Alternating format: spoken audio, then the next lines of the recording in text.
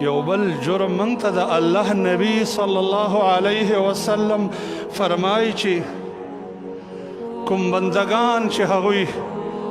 د مسلمانانو غیبت کوي او خپل مجلس د مسلمان په غیبت باندې ګرمۍ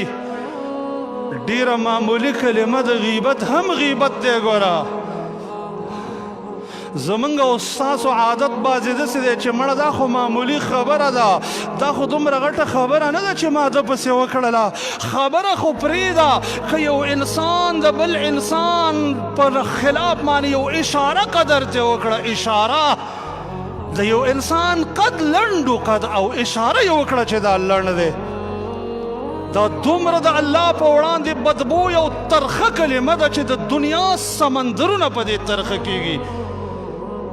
کله چې د عایشه صدیقه رضی الله تعالی عنها نه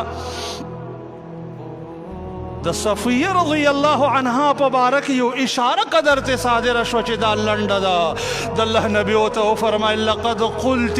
کلمة لو مزجت بماء البحر لمزجته دومره ترخه کلمه دې وویله که د بحر د ټولو اوبو سره دا کلمه یوځای شي دا ورسره خلط کېږي معنا هغه ترخي کېږي هغه فاصلېږي د دې کلمې په وجه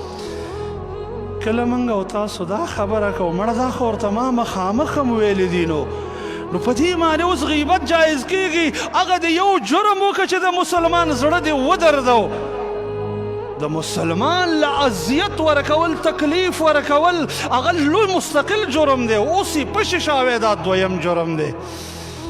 که ته داسې خیرخوا انسان یې خو لاړ شه دعوت ورته ورکړه چې وروره دا ستا دپاره نقصان دی دا کار پرېږده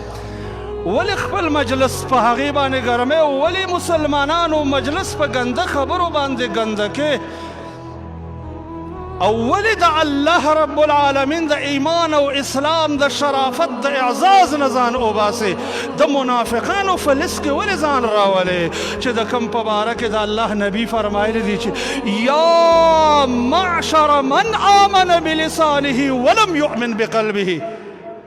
لا تؤذوا المسلمین ولا تتبعوا عوراتهم هغه خلکو چې په ژبه مو د اسلام کلمه ویلې ده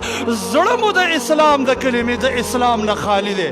د الله نبي د داسې خلکو په باره کې داسې وایي چې په ژبه قدر ته مسلمان وي زړه ته د ایمان نه دی داخل شوی مسلمان ته په ژبه اذیت او تکلیف مه ورکوه د هغې په عیبونو پسې مه ورپسې کېږه که د مسلمان عیبونو پسې ورپسې شوي الله به ستا عیبونو پسې درپسې شي څوک چې الله د هغه عیبونو ورپسې شي هغه به وشرموي ولو که د کور په منځ کې وي دا به وشرمېږي